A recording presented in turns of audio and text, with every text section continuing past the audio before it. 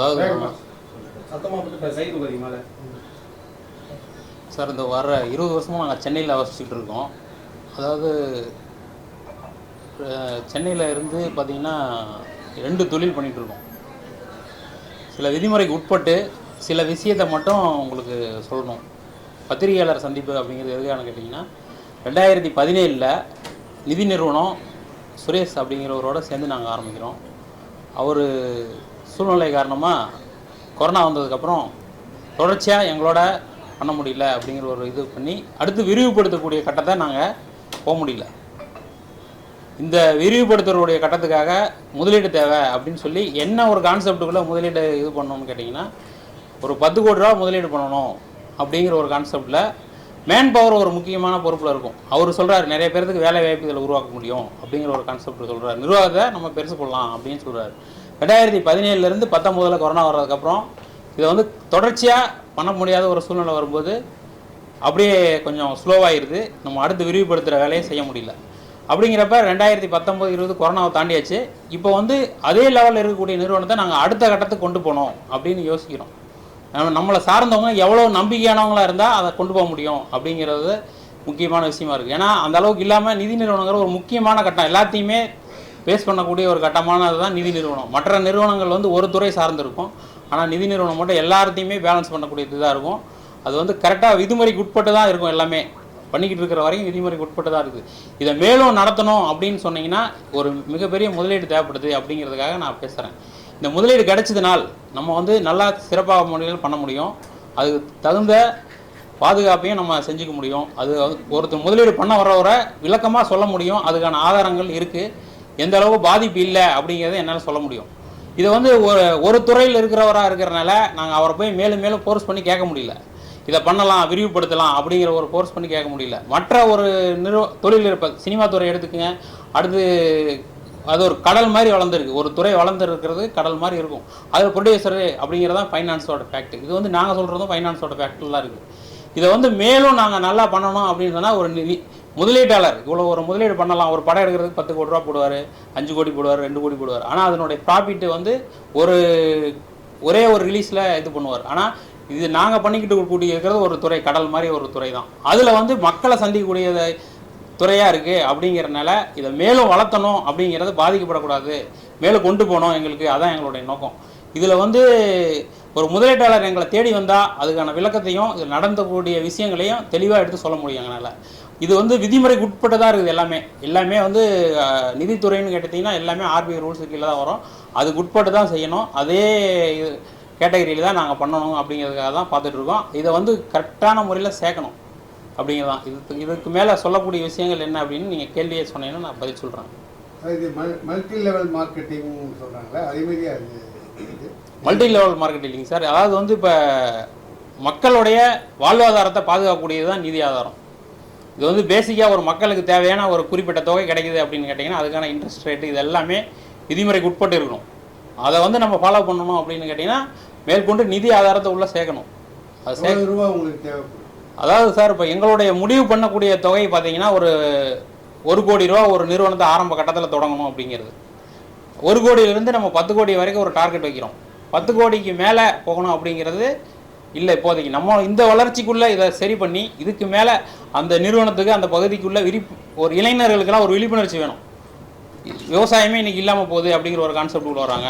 இது சார்ந்த விழிப்புணர்ச்சியெல்லாம் நிறைய ஏற்படுத்தணும் அந்த நிறுவனத்தை மூலிமா அப்படிங்கிறதான் எங்களுடைய நோக்கம் என்னன்னு பார்த்தீங்கன்னா இளைஞர்களை நல்வழிப்படுத்துறதுல இந்த நிறுவனத்தில் வரக்கூடிய ஒரு பர்சன்டேஜ் ஒதுக்கணுங்கிற சட்டமே தீர்மானமாக சொல்கிறாங்க. இதை வந்து மேலும் வளர்த்தணும்னா நிதி ஆதாரம் இல்லாமல் எப்படி நீங்கள் வளர்த்த முடியும்? அது கட்டமைப்புக்கான செலவு கொஞ்சம் பண்ணணும்ல. அதுக்கான ஒரு முதலீட்டாளர் நம்மளை தேடி வந்தார்னால் அதுக்கான விளக்கங்களை கொடுத்து எல்லாத்தையுமே தெளிவுபடுத்தி நான் சொல்ல முடியும். இது வந்து மேலும் வளரணும் அப்படிங்கிற ஒரு கான்செப்டுக்காக தான் நான் இதை உங்களை வந்து பார்த்து சொல்கிறேன். சில விஷயங்கள் முன்னாடி நடந்த இந்த 2017 20 வரைக்கும் வந்த விஷயங்கள் வந்து விதிமுறைக்கு உட்பட்டு கொஞ்சம் நிப்பாட்டிக்கிட்டு இருக்கேன் நான் சொல்ல வேண்டியது. அது அவரோட சுரேஷ் அப்படிங்கிறவரோட சேர்ந்து பண்ணக்கூடிய விஷயங்கள் தான். மேலும் அதை ஏன் தடைப்பட்டது என்ன போக்குவரத்து இல்லைன்னா புதுசாக வரக்கூடிய ஒருத்தர் வந்தாருன்னா அதை நான் சொல்கிறேன், தெளிவாக சொல்ல போகிறேன்.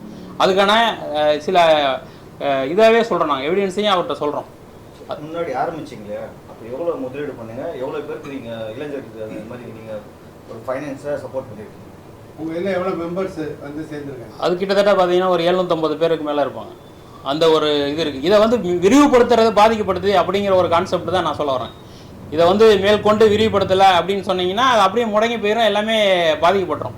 ஒரு மேன் பவரோட சப்போர்ட்டு பாதிக்கப்பட்டுரும். இதெல்லாம் வரக்கூடாது அப்படிங்கிறதுக்காக தான் இந்த பத்திரிகையாளரை சந்திக்கிறது வந்து எதுக்குன்னு கேட்டிங்கன்னா, இன்றைக்கி அது தைப்பூசம் முருகனுடைய முக்கியமான நாள் அப்படிங்கிறதுனால கடவுள் நம்பிக்கை உள்ளவ நான் கடவுளை நம்புகிறேன் இந்த சூழ்நிலையில் நடக்கும் அப்படின்ட்டு.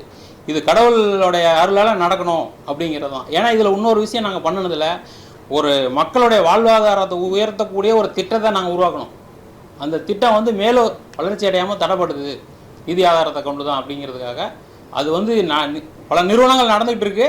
இந்த நிறுவனங்கள் மேலும் வளரணும் அப்படிங்கிறதுனா அந்த ஒரு முருகனுடைய அருளால் நடக்கணும். கடவுளோட நம்பிக்கை இருக்கிறவங்களுக்கு இது கண்டிப்பாக புரியும். அவங்கள சென்றடையணும். சென்றடைஞ்சிச்சுனால் அது நல்லபடியாக நடக்கும். சிட் ஃபண்ட் மாதிரியா எப்படி? இல்லை, சிட் ஃபண்டு சார் கிடையாது சார். இது சிட் ஃபண்டோடைய கான்செப்ட் இல்லை. அதாவது உங்களுடைய நிதி பேங்க்கோட செக்டர் ஒன்று மாதிரி இருக்கும். பேங்க் மாதிரி உங்களுக்கு ப்ரைவேட்டு நிதி நிறுவனங்கள் இருக்குது. பல நிதி நிறுவனங்கள் இயங்கிட்டு இருக்குது. எல்லாமே பார்த்தீங்கன்னா ரூல்ஸ் ஒன்றா தான் இருக்கும். அந்த ரூல்ஸை எல்லாருமே ஃபாலோ பண்ணி தான் ஆகணும். அந்த ரூல்ஸை விட்டு விதிமுறை விட்டு நம்ம போகக்கூடாது. அந்த விதிமுறைக்கு உட்பட்டு நீங்கள் செய்யலாம். அதை செய்யக்கூடிய இதில் பாதிப்பு வரப்போகும்போது பார்த்தீங்கன்னா ஏன் தடைப்படுது அப்படின்னா மறுபடியும் முதலீடுகளை செஞ்சு தான் நம்ம வளர்த்த முடியும். அந்த முதலீடு உங்களுக்கு எப்படி கிடைக்கும்? இல்லை, நீங்கள் ஆல்ரெடி ஃபண்ட்ஸை கொடுத்துருப்பீங்களே, இப்போ அதெல்லாம் வந்து அது வந்து விரிவுபடுத்தக்கூடிய கட்டத்துக்கு போகல சார். அது வந்து ஒரு குறிப்பிட்ட லெவலில் தான் இருக்குது. அது அடுத்த கட்டத்துக்குமா நம்ம போக முடியல அப்படிங்கிறதுனால தான் நான் இதை சொல்கிறேன். பத்திரிகையாளர் சந்திக்கிறதே அதுக்காக தான். முக்கால்வாசி கான்செப்ட் இதுதான் வேணும்.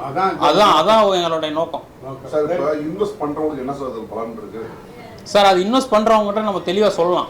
இல்லை, இப்போ நீங்கள் சொன்னால் தான் பார்க்கணும் தெரியும் சார். அதாவது வந்து ரூல்ஸ் இப்படி தான் அதில் இன்வெஸ்ட்மெண்ட்டில் ப்ராஃபிட் கிடைக்கும்.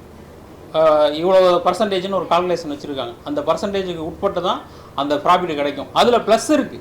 அந்த ப்ளஸ் என்னங்கிறது அவங்க பண்ணுறவங்ககிட்ட நம்ம தெளிவாக சொல்லலாம். இதை வந்து பத்திரிகையில் நம்ம எல்லாத்தையுமே வெளிப்படையாக சொல்ல முடியல. அதை வந்து அவங்களுக்கு சொல்லக்கூடிய விஷயமா இருக்கும். இன்னொரு டவுட்டு சார், சொல்லுங்கள் சார். இது மக்கள்கிட்டேருந்து பணம் வசூல் பண்ணி அவங்களுக்கு டெபாசிட் பண்ணால் பணம் வட்டி தரோம் அப்படிங்கிற மாதிரி இல்லை, அது மாதிரி வராது சார். அதாவது வந்து 2 கான்செப்ட் இருக்குது சார் அதில். அதாவது வந்து 2 கம்பெனி ஆக்டில் வரும் உங்களுக்கு. அந்த கான்செப்டில் வரல. இது வந்து உங்களுடைய ஓன் நிதியை கொடுக்குற ஒரு கான்செப்டில் வரும். அடுத்து வந்து கவர்மெண்ட் 2 இதுக்கு தான் லைசன்ஸ் கொடுக்குது. உங்களுடைய நிதியை கொடுத்து நீங்கள் இது பண்ணலாம். அதுலேயும் விதிமுறைக்கு உட்பட்டதாக இருக்கணும். அதை தாண்டி நீங்கள் தனிப்பட்ட முறையில் பண்ணக்கூடியதுக்கு நீங்கள் அதில் வந்து லீகலாக வராது. நம்ம வந்து சட்டத்துக்கு உட்பட்டு தான் செய்யணுமோ தவிர சட்டத்தை மீறி செய்யக்கூடாது. இல்லை, பல மக்களிடமிருந்து வசூல் பண்ணுறது மாதிரி இல்லை. இல்லை, அதாவது வந்து உண்மையாகவும் நேர்மையாகவும் தான் இருக்கணும். யாராவது ஒரு இன்வெஸ்டர்ஸ் இருந்தால் போதும். ஆமாம், ஒரு இன்வெஸ்டர்ஸ் இருந்தாலே போதும். உங்களுக்கு வந்து அது வந்து அவங்க எடுக்கக்கூடிய நம்ம இப்போ நீங்கள் பேசக்கூடிய விஷயம் சென்றடையதை பொறுத்து தான் இருக்குது. ஒரு இன்வெஸ்டர் இப்போ வந்து ஒரு விஷயத்துலேயே ஒருத்தர் அவங்க சொல்கிறது கரெக்டாக இருந்ததுன்னா ஒருத்தர் தேடி வருவாங்க. சொல்கிறது கரெக்டாக இல்லையான்னு வந்து அவங்க செக் பண்ணுவாங்க. கிராஸ் செக் பண்ணி இதெல்லாம் கரெக்டே, ஓகே இவங்களை நம்பலாம் அப்படிங்கிற ஒரு கான்செப்ட்டுக்கு வருவாங்க. ஏமாத்துகிற கான்செப்டோ ஒருத்தரை ஃபேக் பண்ணுற கான்செப்டோ இதில் கிடையவே கிடையாது. எல்லாமே பார்த்தீங்கன்னா உண்மையாகவும் நேர்மையாகவும் தான் இருக்கும்.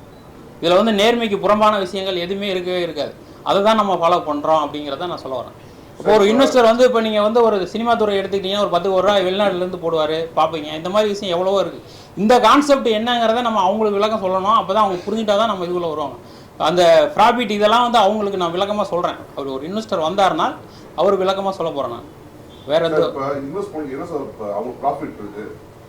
சார், அதாவது வந்து நம்ம எல்லாமே அப் டு டேட்டா வைஸாக நம்ம கொடுக்கலாம். அவங்களுக்கு டெய்லி டேட்டா கொடுக்கலாம். இந்த மாதிரி இருக்குது. அடுத்த ஒரு கான்செப்ட் என்னென்னு பார்த்தீங்கன்னா, அந்த கம்பெனி வளர்ச்சி அடைஞ்சோடனே அந்த பகுதியில் நம்ம ஒரு இடத்த வளர வைக்கிறது எல்லாமே செய்யலாம்.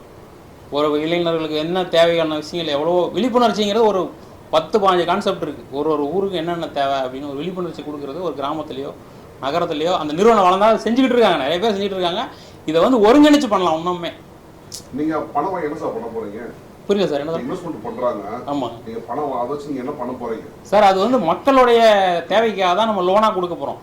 பிரைவேட் நிதி நிறுவனம்னா உங்களுக்கு என்ன, ஒரு லோனாக கொடுக்க போகிறது தான். அந்த லோன் கொடுக்கறது அவங்களோட வாழ்வாதாரத்தை உயர்த்துற மாதிரி கொடுக்கலாம் அப்படிங்கிற ஒரு கான்செப்டை தான் நான் சொல்ல வரேன். சுய உதவி குழு மாதிரி சொல்கிறீங்களா? அதாவது குழுவோட மெத்தேடு வரும் சார். ஆனால் அது வந்து அதுவும் ஒரு விதிமுறைக்கு உட்பட்டது தான். அதுலேயே கொஞ்சம் நல்ல திட்டமாக இருக்கணும். இன்னும் கொஞ்சம் குறைந்த வட்டிங்கிறது சேமாக ஒரே மெத்தடில் தான் கொடுத்தாகணும். நம்ம வந்து RBI ரூல்ஸுக்குள்ளே தான் நம்ம கொடுத்தாகணும். அதை மீறி வந்து கொடுக்கக்கூடாது. ஆனால் இங்கே விதிமுறை விடாமல் நம்ம மாற்றிலாம் கொடுத்தோம்னா அது வந்து சட்டப்படி கடன் நடவடிக்கை எடுப்பாங்க. அதாவது வந்து மகளிர் குல லோனுடைய விஷயத்தில் இப்போ உங்களுக்கு கடன்ங்கிற ஒரு கான்செப்ட் தான் டோட்டலாக எல்லாத்தையும் சொல்ல போனீங்கன்னா அந்த கடன்கிற கான்செப்ட்டுக்கு மிகப்பெரிய விவாதங்கள் பண்ணணும், அது ஆய்வு பண்ண வேண்டிய விஷயம். அதனால் பாதிக்கப்பட்ட வீடியோக்கெல்லாம் நீங்கள் நிறையா பார்த்துருப்பீங்க. அதெல்லாம் வந்து எந்த மாதிரி விஷயங்கள்ல அவங்க பாதிக்கப்படுறாங்க, இதெல்லாம் ஒரு ஆய்வு உட்பட்டு தான் அதை வந்து ஒரு நல்ல தீர்வு கொடுக்கணும். அது வந்து அரசோட சேர்ந்து செய்யக்கூடிய விஷயங்கள். ஒரு பல நிறுவனங்கள் சேர்ந்து ஒரு ஆராய்ச்சி பண்ணி பாதிக்கப்பட்ட விஷயங்களுக்கு தீர்வு என்னன்னு கண்டுபிடிக்கணும். உங்களுக்கு கடனை திருப்பி கொடுக்க முடியாதுங்கிற சூழ்நிலை பார்த்தீங்கன்னா எல்லா இடத்துலையுமே இருக்குது. கரெக்டாக இருக்கிறவங்கனாலையும் சூழ்நிலை கொடுக்க முடியாமல் போயிடும். அதே மாதிரி ஒரு உடல்நலை சரியில்லாமல் போய் ஒருத்தர் பாதிக்கப்பட்டுருவாங்க, அவங்களால திருப்பி கொடுக்க முடியாது. இப்படி பல பிரச்சனைகள் இருக்குது. இதெல்லாம் வந்து நிறுவனங்களுக்கு ஒரு கடன் கொடுத்த ஒரு நிறுவனமாக ஆகிட்டிங்கன்னா நீங்களும் ஒன்று தான் நானும் ஒன்று தான். போய் கடனை கேட்கும்போது அந்த நிறுவனத்தை காப்பாற்றுறவங்க ஒரு பாயிண்டில் தான் வருவீங்க. உதவிங்கிற ஒரு பாயிண்ட்டுக்கு போனீங்கன்னா தனிப்பட்ட முறையில் கொடுக்கலாம். நீங்கள் ஒரு உதவி எடுத்து கொடுக்கணும்னு நினச்சா தனிப்பட்ட முறையில் தான் சொல்லணும். நிறுவனமாக நீங்களே மாறிட்டீங்கனாலே அதே கண்டிஷன் கான்செப்ட் எல்லாம் ஒன்றா மாறிடும். இதுதான் உங்களுக்கு மிகப்பெரிய பிரச்சனையாக இருக்குது. இப்போ நிதி நிறுவனங்களோட பிரச்சனையே நம்மளை வந்து நெருக்கடி கொடுக்குறாங்க அப்படிங்கிற ஒரு மக்களுக்கு ஒரு பிரச்சனை இருக்குது. அதை இல்லாத அளவுக்கு ஒரு சூழ்நிலையை உருவாக்கணும் அப்படின்னு பார்த்தீங்கன்னா அதுக்கு நிறையா ஆய்வுகள் உட்பட்டு நிறைய ஆலோசனைகள் நடத்த வேண்டியது இருக்குது. அதை வந்து நான் உங்களுக்கு அதாவது நிறைய பண்ணி தான் நம்ம அதை பேசணும் வெளியில். இப்போ வந்து வெளிப்படையாக நம்ம அதை சொல்ல முடியாது. மக்களுக்கு வளர்ச்சி அடைகிற திட்டத்தை நாங்கள் உருவாக்கணுங்கிறதான் எங்கள் நோக்கம். உங்களுடைய நிறுவனம் எங்கே இருக்குது, உங்களை இதை எப்படி கான்டாக்ட் பண்ணுங்க சார்? எங்களுடைய நிறுவனம் பார்த்தீங்கன்னா இடத்தர சொல்ல நான் எங்களுடைய கான்டாக்ட் பண்ணக்கூடிய நம்பர் மட்டும் சொல்கிறேன். சொல்லுங்கள். 97 10 199 828 இங்கிலீஷ் 9710 199 828. பேர் செல்வகுமார் நீங்கள் யாரை இன்வெஸ்டர்ஸ் அப்ரோச் பண்ணீங்க? சார் இன்வெஸ்டரை நாங்கள் அப்ரோச் பண்ணிட்டு தான் இருக்கிறோம். அவங்க ஒரு கான்செப்ட்டுக்குள்ளே ஒன்று ஒன்றும் சொல்கிறாங்க, திருப்பி லேட் ஆகுது, இந்த மாதிரி பிரச்சனைகள் போயிட்டே இருக்குது. என்ன சொல்கிறாங்க? இல்லை அதாவது அவங்க இப்போ பயம் இருக்குது நிறைய பேர்த்துக்கு. இன்வெஸ்டர் வந்து ஒரு நிதி நிறுவனம்னா ஏமாற்றிடும், இந்த மாதிரி ஒரு கான்செப்ட்டுக்குள்ளே ஒரு பயம் வச்சுருக்குறாங்க எல்லாத்துக்குள்ளேயுமே. அதாவது வந்து ஏமாத்துறங்கிற ஒரு கான்செப்ட்டுக்கு இருக்கிறவங்களுக்கும் இதுக்கு சம்மந்தம் இல்லை. அது வேறு கான்செப்ட். உங்களுக்கு ஏமாத்துற திட்டமிட்டு செய்கிறாங்க அப்படிங்கிறதெல்லாம் வேறு. அதாவது நம்ம உண்மையாக இருக்கணுங்கிறதுக்கு தான் நான் பேசுகிறேன், நேர்மையாக இருக்கணும். உண்மை நேர்மையை நான் டெய்லி கற்றுக்கணும்னு தான் நினைக்கிறேன். அப்படி இருந்துட்டு நம்ம போய் ஒருத்தர் ஏமாத்துறதுக்காக அப்ரோச் பண்ண முடியாதுல்ல. நம்ம வந்து நிறைய பேர்த்த ரீச் பண்ண முடியாது. இன்றைக்கி வந்து ஒரு துறை சார்ந்தவங்களை போய் நேரடியாக சந்திக்கிறதுக்கு அப்பாயின்மெண்ட் கொடுக்க மாட்டாங்க. ஆனால் அப்படி இல்லை, இது மீடியா மூலியமாக போனால் உடனடியாக சென்றடையும். அதனால நான் ஒரு நல்லது நடக்கணுங்கிறதுக்காக தான் நான் பேசுகிறேன். எவ்வளோ ஃபண்டிங் தேவைப்படுது சார்? அதாவது நாங்கள் ஒரு லிமிட்டு தான் சார் பண்ண முடியும். ஒரு மேன் பவர் வச்சு நம்ம ஒரு லிமிட்டாக தான் பண்ண முடியும். அதை தாண்டி நம்ம பண்ணணும்னா ரிஸ்க் நிறையா வரும். ரிஸ்கில் நம்ம பாதிக்கப்படக்கூடாதுன்னா யாருமே பாதிக்கப்படக்கூடாதுங்கிறத முக்கியமான விஷயம். என்னுடைய ஸ்டார்டிங் வந்து ஒரு 5 இடத்துல நிறுவனம் தொடங்கினாலும் மினிமம் ஒரு 10 கோடி ரூபாய் தான் இன்வெஸ்ட் பண்ணணும் சார். அது கம்மியாக நம்ம ஃபண்டிங் பண்ணோம்னா மெயின்டெனன்ஸில் பிரச்சனை வந்துடும். அப்புறம் அவங்களுக்கு என்ன ஆகும், கஸ்டமர் அவங்க வாடிக்கையாளரையும் நம்ம பாதிக்கப்படுற மாதிரி ஏற்படுத்திடுவோம். அந்த சூழ்நிலை வராமல் ஒரு குறிப்பிட்ட லெவலில் பண்ணிக்கிட்டு அதுக்கு மேலே விழிப்புணர்ச்சி விஷயங்கள் நிறையா இருக்குது. அந்த நிறுவனத்தை சார்ந்து வச்சு நம்ம பண்ணிட்டு போயிடலாம் அப்படிங்கிறது தான் நான் என்னுடைய முயற்சியாக இருக்குது.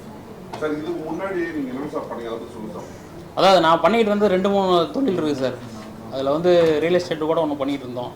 அடுத்து பார்த்தீங்கன்னா இன்னொரு பிஸ்னஸ் பண்ணிகிட்டு இருந்தோம். இந்த உணவு ஃபுட் சம்மந்தப்பட்ட இதுலேயும் பண்ணிகிட்டு இருந்தோம். இல்லை சார், இந்த பிஸ்னஸ் பார்த்துனது இதில் வந்து நாங்கள் இதில் அனுபவம் இருக்குது சார். அதாவது வேலை பார்த்துருக்கோம் சில இடத்துல. அந்த அனுபவத்தை வச்சு நாங்கள் சொல்கிறோம். அவர் கூட பண்ணிக்கிட்டு இருந்தது ஒரு 7-8 வருஷமாக பண்ணிகிட்டு இருக்கோம். அவரோட இஷ்யூ வந்து இந்த இஷ்யூனால தான் நாங்கள் தடைப்படுதுங்கிறத விரிவுபடுத்த முடியாமல் இருக்குதுங்கிறது தான் கான்செப்டில் சொல்கிறோம். Registered sir? ஆமாம் சார், எல்லாமே பதிவு இல்லாமல் நீங்கள் பண்ணக்கூடாதுல்ல, அதுதான் முக்கியமான விஷயமா இருக்குது.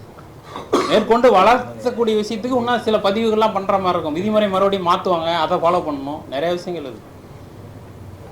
இதோட நான் முடிச்சுக்கிறேன் சார். அடுத்து உங்களுக்கு இது விஷயமா நிறையா தொடர்பு கொண்டு நான் அடுத்த சந்திப்பில் சொல்கிறேன். நான் இது வந்து இப்போ நம்ம ஒருத்தர் இன்வெஸ்டர் உள்ளே வந்து அதில் விஷயங்கள் அவர் தெளிவுபடுத்திட்டாருன்னா நிறுவனத்தினுடைய வளர்ச்சியை பற்றிலாம் நான் அடுத்தது பேசும்போது கண்டிப்பாக சொல்கிறேன்.